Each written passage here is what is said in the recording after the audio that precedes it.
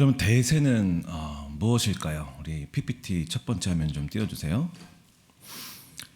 그 국어사전에 보면 일이 어쩔 수 없이 되어가는 결정적 형세라고 나옵니다. 말이 너무 어려워가지고,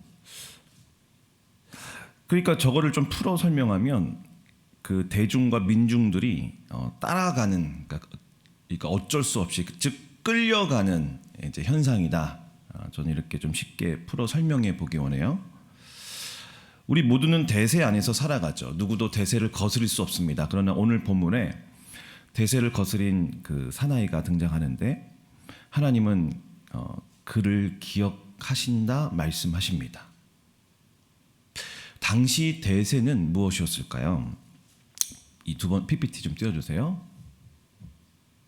그 다음 제가 말씀 한번 읽어봅니다. 마태복음 24장 38절을 보면 홍수전에 노아가 방주에 들어가던 날까지 사람들이 먹고 마시고 장가들고 시집가고 있으면서, 당시 대세는 현세주의였습니다. 현세주의. 그러니까 한 번뿐인 인생 잘 먹고 잘 살다 가자 였죠. 다음 구절을 보여주시면 창세기 6장 2절에 하나님의 아들들이 사람의 딸들의 아름다움을 보고 자기들이 좋아하는 모든 여자를 아내로 삼는지라. 창세기 6장 4절을 보면 당시에 땅에는 네피림이 있었고 그 후에도 하나님의 아들들이 사람의 딸들에게로 들어와 자식을 낳았으니 그들은 용사라 고대에 명성이 있는 사람들이었더라. 그러니까 무슨 하나님을 믿는 사람들이건 아니건 너나 할 것 없이 그냥 눈에 보이는 대로 먹고 마시고 즐거워하고 우리 자식 잘 키워서 명문대학 보내서 힘과 명성을 얻게 하는 것이 유일한 인생의 목표가 되었던 것이죠. 그것이 바로 하나님의 심판의 조건이었습니다. 그것이 바로 그 당시 세대가 가지고 있었던 대세였죠.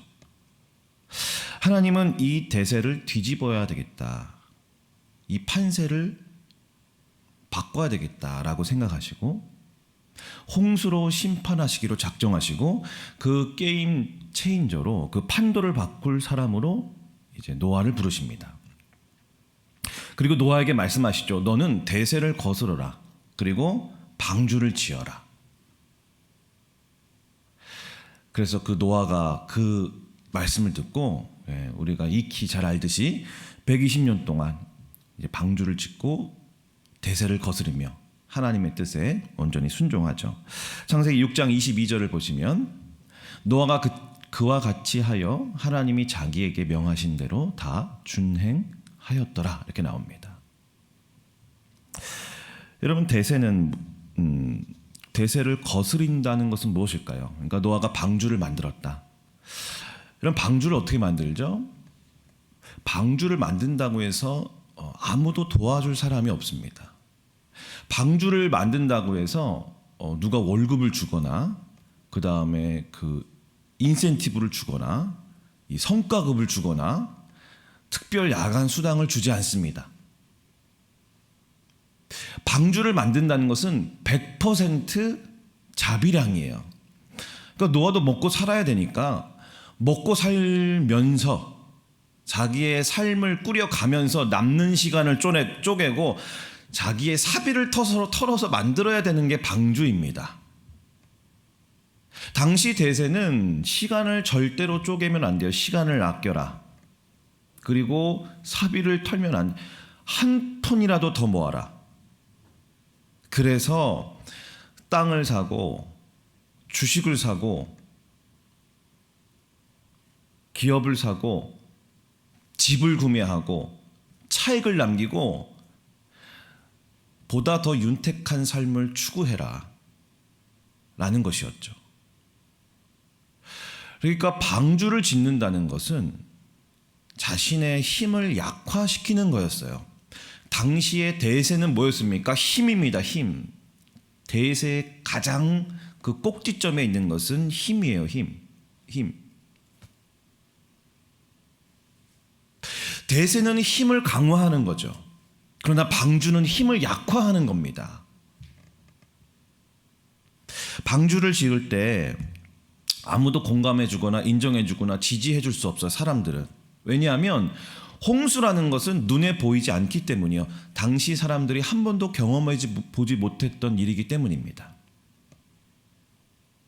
그러니까 노아는 눈에 보이지 않는 것을 위해서 대세를 거스르고 있는 중인데, 노아는 그 사람들로부터 받는 그 핀잔과 그 모욕과 그 멸시를 견뎌내며 그 방주를 짓게 된 것이죠. 하나님은 120년 동안 방주를 지은 노아를 보시고 이렇게 말씀하십니다. 우리 창세기 7장 1절 말씀 보시면, 여호와께서 노아에게 이르시되 너와 내 온 집은 방주로 들어가라. 이 세대에서 내가 내 앞에 의로움을 내가 보았느니라. 이렇게 말씀하십니다. 이 세대에서, 그러니까 당시 세대가 추구하는 그 대세적 가치를 따르지 않고 그거를 거스르고 너가 내 앞에 의로움을 내가 보았느니라. 나의 말씀이 말하는 그 방향과 가치를 너는 따랐다. 내 앞에. 그러니까 노아는 대세가 자기를 향해 바라보는 그리고 말하는 그 시선과 눈빛이 아니라 하나님이 자기를 바라보는 그 시선과 눈빛에 자기의 인생을 걸었던 것이죠. 여기서요, 내가 내 앞에라는 이 단어에 사실 성경의 원래 본문을 보면 단어 하나가 빠졌습니다. 그건 뭐냐면 얼굴이라는 단어입니다. 너가 나의 얼굴 앞에 의로움을 내가 보았다. 이게 맞는 이제 말씀이에요. 그러니까 저게 바로 노아가 방주를 지을 수 있었던 비결인 것이에요. 7장 1절이. 하나님의 얼굴을 바라본 노아, 하나님의 눈을 의식한 노아이죠.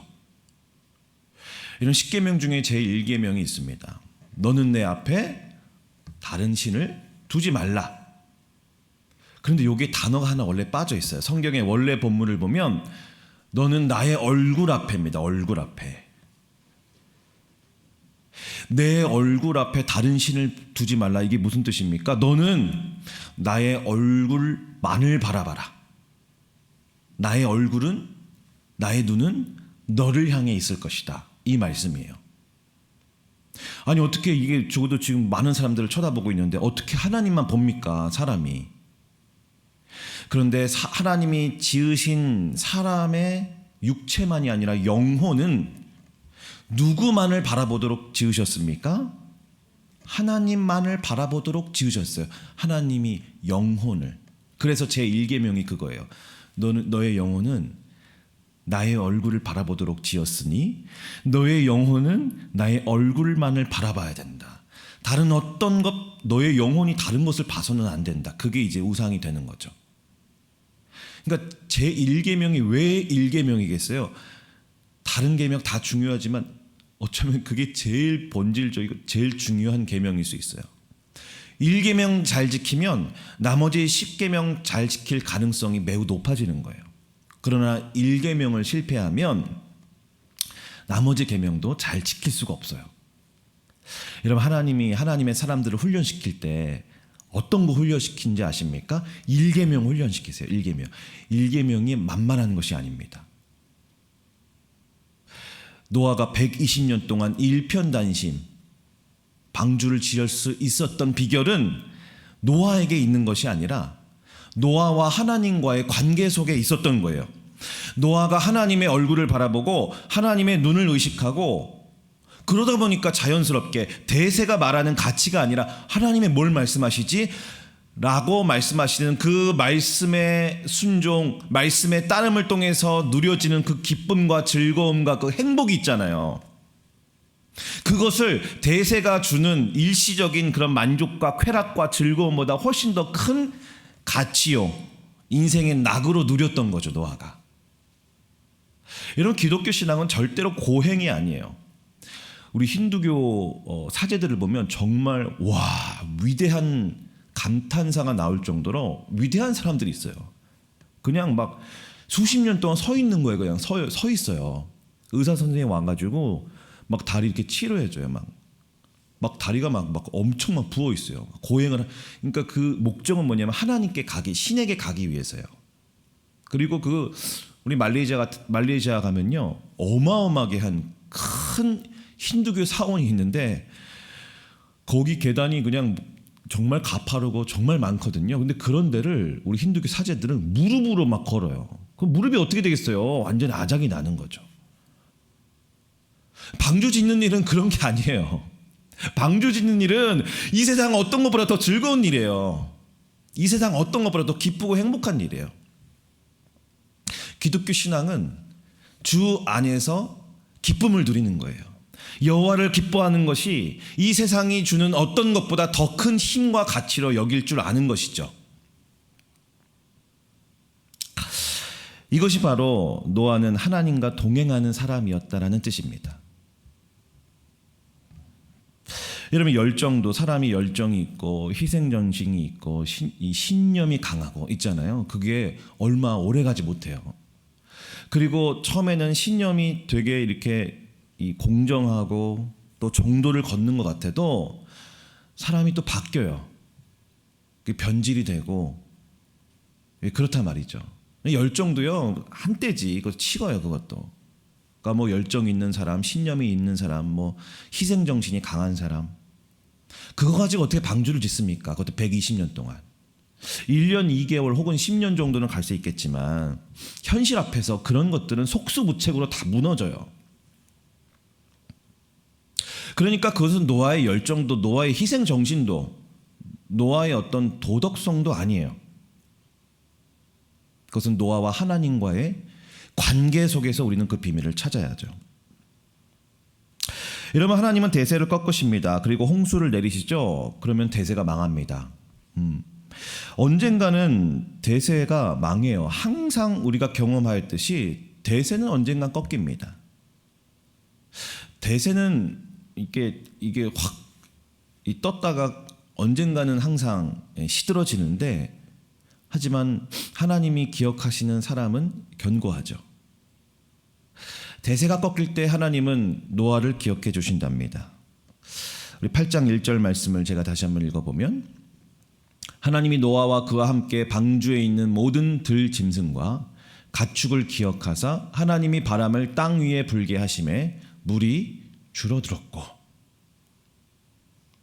그러니까 대세가 사라지고 이제 역사의 중심에 이제 노아가 서게 되는데, 하나님이 기억해 주신다. 누구를?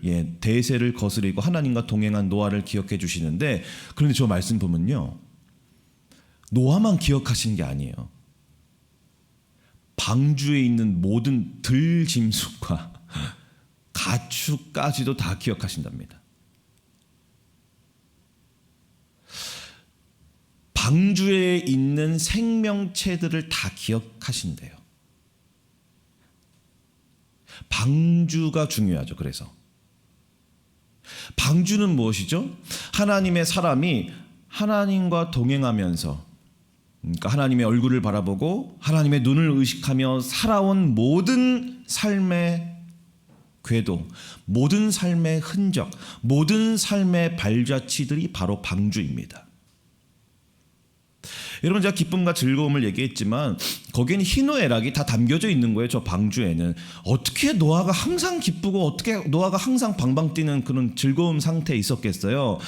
낙담이 들고 사람들의 조롱 앞에 무너지고 자괴감이 들고 이게 뭐하나 싶고 회의감이 들 때도 있었겠죠, 노아가. 그러나 노아가 그때 시험에 들었지만 다시 하나님의 얼굴을 바라보고 하나님의 눈을 의식할 때 하나님이 주시는 그 위로와 격려와 힘을 경험하는, 다시 일어나는 그런 순간들이 있었겠죠.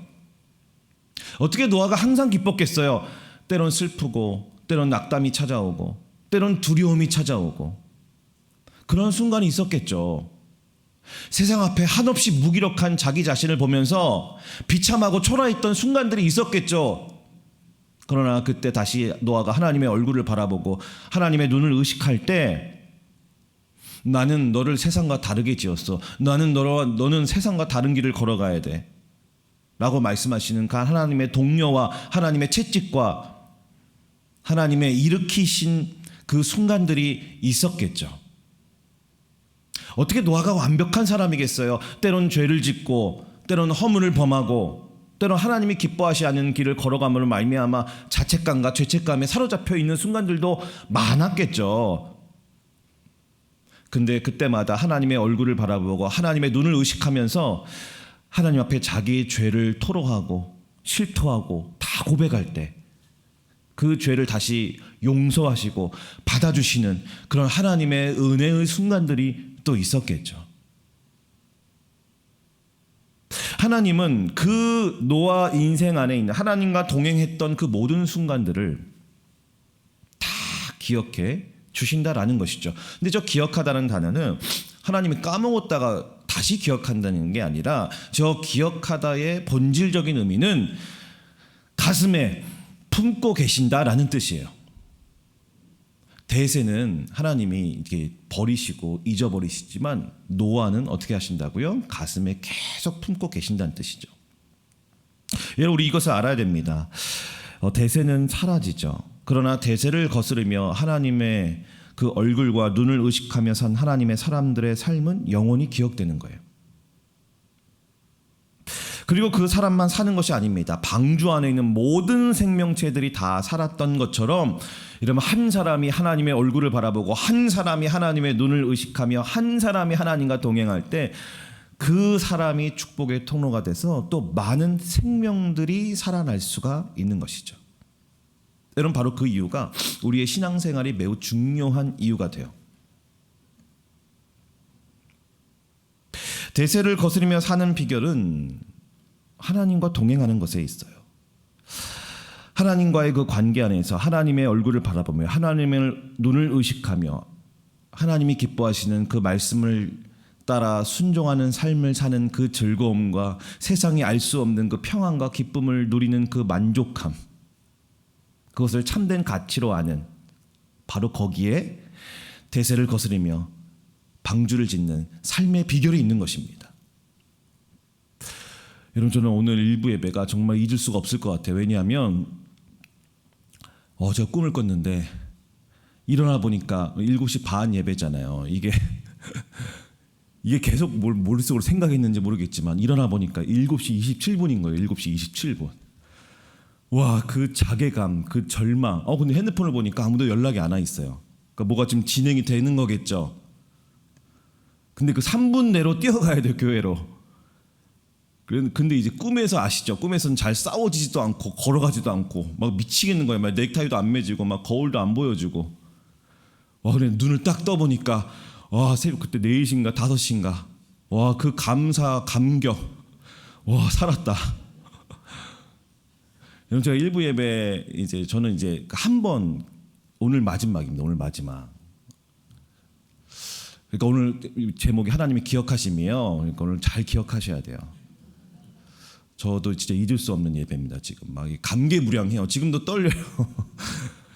그 일부 예배를 준비하다가 어떤 말씀 준비하지 할까 하다가 노아가 딱 생각이 났어요. 왜냐하면 여러분 주일 7시 반 일부 예배 나올 정도면요. 그리고 우리 멀리서도 오시고 이거 보통 성실함이 아니면 올 수 없는 길이에요. 그러니까 기본적으로 성실함을 다 깔고 계신 분들이죠. 여기 나오신 분들은 다 정말 방주를 지을 수 있는 그런 분들이에요. 게으르면 방주를 못 지어요. 자기 먹고 살기도 급급한데 어떻게 방주를 짓겠어요. 근데 중요한 것은 이 성실함이 지속이 되는 거잖아요. 여러분 지속 가능하게 하는 힘, 하나님 앞에 예배 자리에 이렇게 일찍부터 나와서 또 우리 교회 봉사하시고 하는 그 가치를 지속하게 하는 힘은 우리의 성실함이 아니에요. 그 힘은 어디에 있습니까? 하나님과의 관계 속에 있는 거예요. 제1계명을 주목하십시오. 노아의 비결은 제1계명에 있었어요. 하나님의 얼굴을 바라보며 하나님의 눈을 의식하며 산 거죠. 그러면요, 사람은 그렇게 지어졌어요. 하나님의 얼굴을 바라보고 하나님의 눈을 의식할 때 다른 어떤 음성이 안 들려요. 그게 사람이에요. 하나님이 지으신 하나님의 형상인 사람이 그래요. 그러니까 문제는 하나님의 얼굴을 바라보고 하나님의 눈을 의식하는 이 훈련이 안 돼 있다 보니까 그냥 온갖 잡다한 것들이 계속 들리는 거예요. 이런 바라옵기 원하옵기는 여러분 아주 성실한 분이니까 하실 수 있어요. 하나님의 얼굴을 바라보고 하나님의 눈을 의식하는 제1계명 잘 훈련하시고 잘 순종하셔서 이 아름다운 가치를 우리 주님 오시는 그날까지, 주님을 뵙는 그 순간까지 잘 가져가는 은혜가 있기를 우리 예수님의 이름으로 축복합니다. 자, 방주를 만든다는 거죠. 하나님과 동행하는 사람들은 특징이 뭐냐면요, 방주 만들어요. 그럼 우리한테 방주는 뭘까? 주의 일입니다. 주의 일. 그러니까 방주는 노아의 일이 아니에요. 노아랑은 아무 상관이 없는 일이에요. 그는 주님을 위한 일이죠. 물론 그 일을 통해 자기가 살아나지만, 그러니까 주의 일은 주의 영광이 높여지고 나도 살고 남들도 살리는 일이에요. 주의 일이. 예수님의 이름, 예수님의 복음, 하나님의 영광, 조금 더 구체적으로 교회를 위한 일. 교회는 누구 개인의 소유가 아니고 개인의 이해관계 때문에 지어진 게 아니고 주님의 이름, 그리고 주님의 이름을 위해서 나아가는 성도들의 유익, 그리고 많은 생명들을 구원하기 위함. 아무도 시키지 않았는데 자발적으로 하는 거죠. 예수님의 이름을 위해서, 복음을 위해서, 주의 일을 위해서. 야, 정말 지난주에 카페 정말 많은 분들이 이용해 주셨어요. 그 자발성이 막 일어났어요. 그 휴일에도 보면요, 우리 교회에 오시는 분들이 계세요. 무슨 일이 있으시대요. 그래서 막 일을 하세요. 그러고 보면은 대단하다는 생각도 들지만 정말 신기해요. 직장에서는 초과 근무 수당 준다 그래도 휴일에 안 가잖아요. 아니 근데 그 휴일에 교회에 오는 거예요. 그러니까 그분은 그 주의 일을 하는 그 기쁨을 아는 거예요. 하나님과 동행하며 자발적으로 자기 시간을 쪼개고 자기 사비를 털어서 주의 일을 하는 그 즐거움을 아시는 거예요. 그분은.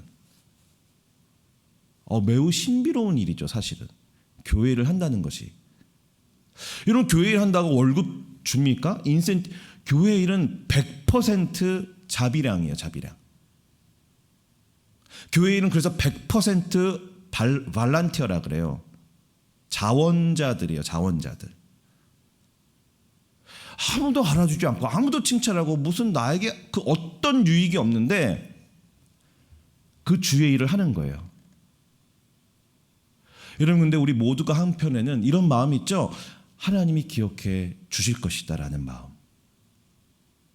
아무도 알아주지 않지만 그 하나님의 기억하심, 그거 하나 붙잡고 여러분 주의 일을 감당하는 거 아니겠습니까? 우리 전도서에요, 인생을 염세적이고 비관적으로 그려놓지 않습니다. 헛되고 그게 방향을 잘 잡으란 뜻이에요. 그러니까 솔로몬 자기처럼 살지 말고 인생을 재밌고 풍성하고 유익하고 그리고 의미 있게 살아라, 이 뜻이에요. 수고롭고 힘겹게 노동해서 가족들과 이 오순도순 모여 앉아 먹고 마시고 즐거워해라. 야, 그것처럼 낙이 어디 있겠냐. 그거 부정하지 않습니다. 근데 저도 놀러 다니는 거 엄청 좋아하고 저도 먹고 마시는 거 굉장히 좋아해요. 제가 막 이렇게 막 엄청 큰 물질의 축복이 있었으면 전 저기 있었을 거예요. 지금요. 저기 월드컵 보러 갔을 거예요 아마. 비즈니스 하기 원하느냐? 돈 벌기 원하느냐? 투자해라. 근데 분산 투자해라. 그리고 무역업을 해라. 그러나 전도에서 이렇게 얘기해요. 그러나 항상 끝이 있다는 것을 알아라. 선악 간에 은밀히 심판하시는 하나님의 심판대가 있음을 알고 놀아라. 알고 비즈니스해라. 그리고 기뻐하며 선을 행하는 것이 최고더라. 이렇게 얘기해요. 그러니까 현세주의에 빠지지 말고 놀 땐 놀고 먹고 마실 땐 먹고 마시더라도 항상 그 하나님의 심판을 기억하면서 인생의 의미와 참된 목적을 찾아가라, 이거죠. 비즈니스를 하더라도 현세주의적으로 하지 말고 미래지향적인 가치를 바라보며 해라. 그 미래지향적인 가치가 뭡니까? 하나님의 영광, 하나님이 궁극적으로 모든 것을 결산하실 하나님의 심판. 여러분, 예수님의 비유 중에서 그 있잖아요. 모래 위에 반석에 짓는 집. 아니, 어떻게 미련하게 저 모래 위에다가 집을 짓지? 어떤 정말 그 천치가 그럼 해운대 백사장에다가 집을 짓겠어요? 정말 미련한데? 반석 위에 집을 져야지. 그런데 제가 마태복음에 관련된 책을 읽다가 이스라엘 지형에 대해서 알게 됐는데, 이 예수님의 말씀은 뭐냐면, 당시 모래, 그러니까 이거는 토사래요. 토사. 상류 골짜기와 이 하류 골짜기가 만나는 그 지점에 토사들이 형성이 돼서 매우 비옥한 땅이 있었답니다. 가면 농사지면 그냥 대박이 나는 거예요. 반석 위에 짓는 집은 저기 그 강원도 산골처럼 그 산 중턱에 있는 바위로 된 그 집안 위에 짓는 집들이 있었대요. 거기는 아주 척박한 땅이었대요. 그러니까 뭐 먹고 살 게 없어요. 거기는 농사를 잘 질 수가 없어서 뭐 관광업이나 하고 뭐 이렇게 사는 거죠. 사람들이 다 돈 있으면 어디다가 땅을 사고 집을 짓겠습니까? 당연히 그 모래 위에 집을 짓겠죠. 누가 미련하게 반석에 집을 짓겠어요? 그런데 이스라엘은 항상 주기적으로 비와 창수와 바람이 온대요. 그때 모래 위에 그 비옥한 땅에 있는 집들은 흔적도 없이 살아가는 경우가 태반이었대요. 지금은 그러지 않겠죠. 기술이 발전돼서. 그리고 반석 위에 아주 척박한 곳에 짓는 집들은 전혀 끄떡이 없었대요. 그러니까 예수님의 비유는, 야, 사람들이 추구하는 그 대세를 따라가지 말고 지금 눈에 보이고 지금 눈에 당장 너에게 유익이 되는 그 길을 걷지 말고 미래를 바라보고 대세를 거스러 나와 동행하며 나의 말씀을 따르는 그 길을 걸어가라는 그 예수님의 도전이에요. 그러니까 그것이 죽어서 가는 심판대뿐만 아니라 이 땅에서도 그 말씀이 의미가 있습니다. 우리가 주의 일을 하고 대세를 거스르고 예수님과 동행하고 예수님의 말씀을 따르는 것은 의미가 있는데, 그 왜냐하면 우리의 인생은 언제든지 예수님을 믿든 믿지 않든 간에 비와 창수와 바람을 주기적으로 만날 수밖에 없기 때문이에요. 여러분, 그때 대세를 따라간 삶은 속수무책으로 무너지지만 대세를 거스르며 하나님과 동행한 사람들의 삶은 그의 가정과 그의 사업체와 그의 직장과 그의 일터와 그의 것들은 아주 견고하게 되더라는 것이죠. 여러분, 요셉은요 흉년의 때 대세를 거스렀습니다. 이 백성들이 흉년의 때요 눈이 돌아가요. 더 잘 먹고 더 잘 입고 더 잘 쓰고 더 잘 누리고 싶은 그 욕망을 요셉이 계속 꺾어요. 덜 먹게 하고 덜 쓰게 해서 저축을 시키죠.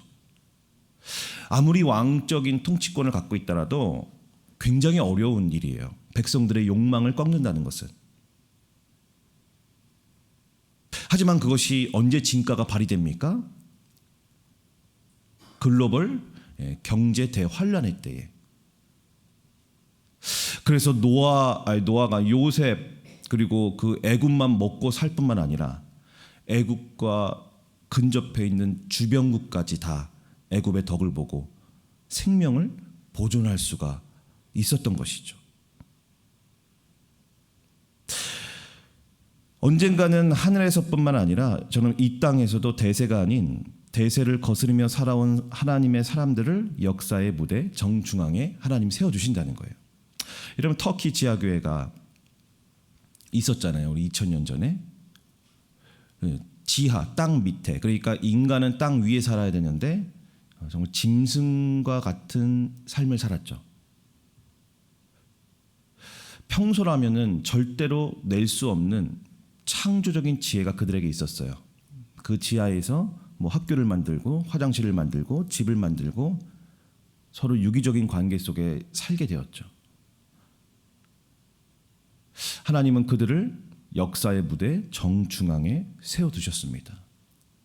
유럽의 모든 역사는 그 터키의 지하교회로부터 시작된 교회사를 제외하고는 그 어떤 것도 논할 수 없을 정도로 그 터키의 지하교회 그 백성들은 그 역사의 무대의 정중앙에 서게 된 것이죠. 지상 위에 살 수 있지만 땅 밑에서 예수님과 동행하며 함께 사는 그 즐거움과 기쁨을 더 크게, 더 큰 가치로 누리며 알았던 것이죠.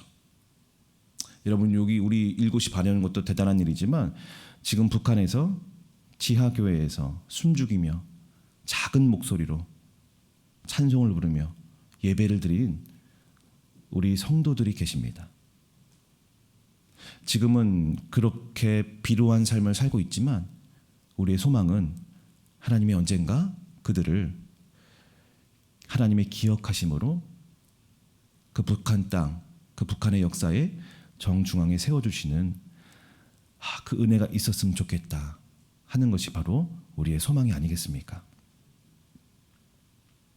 역사는 노아 중심으로 흘러갑니다. 대세가 아닙니다. 노아입니다. 힘 있고 명성 있고 이런 사람들이 세상을 주무는 것 같아도 아무리 노아가 방주 짓고 이런 것들이 보잘것없이 보일지라도 대세와 운명은 서로 바뀌게 되어 있습니다. 언제요? 위기와 재난을 만날 때 말이죠. 이런 말씀 마칩니다. 위로는 그리스도의 심판대를 우리는 바라봐야 합니다. 여전히 대세는 현세주의입니다. 우리는 현실에 발을 딛고 살아가지만 우리가 바라봐야 될 것은 미래지향적인 가치이죠. 그것은 그리스도의 심판대입니다. 우리가 궁극적으로 모든 사람 제외 없이 모두가 서게 될 바로 그곳, 우리의 말과 우리의 행동과 우리의 삶의 모든 행적들이 낱낱이 드러나 하나님의 결산을 받을 그곳에서는 무엇만 남습니까? 나머지는 다 사라지고 주의 일 한 것, 그거 하나 딱 남는 것이죠. 위로는 그리스도의 심판대를 바라보시고 여러분, 아래로는 우리 성도들을 더 사랑하고 섬겨야 합니다. 우리 히브리서 6장 10절 말씀을 보시면 하나님은 불의하지 아니하사 너희 행위와 그의 이름을 위하여 나타낸 사랑으로 이미 성도를 섬긴 것과 이제도 섬기고 있는 것을 잊어버리지 아니하시느니라. 하나님은 불의한 하나님이 아니시다. 그 이유가 뭔지 아느냐? 하나님은 다 기억하시더라. 무엇을요? 우리가 과거에 교회를 섬기고 성도를 섬긴 것과 그리고 지금도 우리 찬양대로 주일학교로 기타 여러 다른 모양으로 교회와 하나님의 백성들과 성도들을 섬기고 있는 것을 하나님이 잊지 않으시고 다 기억하신다는 거예요. 이런 반대로 하나님, 우리가 이렇게 섬겨도 하나님이 기억하지 않으면 그건 하나님이 불의한 게 되겠죠. 여러분, 그러나 하나님은 불의하지 아니하시는 하나님이 되십니다. 그러기에 우리가 예전에 성도를 섬기고 주의 일을 한 것, 그리고 지금 성도를 섬기고 주의 일을 하는 것, 하나님이 어떻게 하신다고요? 다 기억해 주시더라라는 것이죠. 이 하나님의 이 기억하심을 여러분 생각하시면서 우리 주의 일에 여러분 더욱더 힘을 쓰시고 오늘 성도들을 또 우리 학생들을 또 어린이들을 더 사랑하시는 그런 귀한 은혜와 사랑이 있기를 예수님의 이름으로 축복합니다.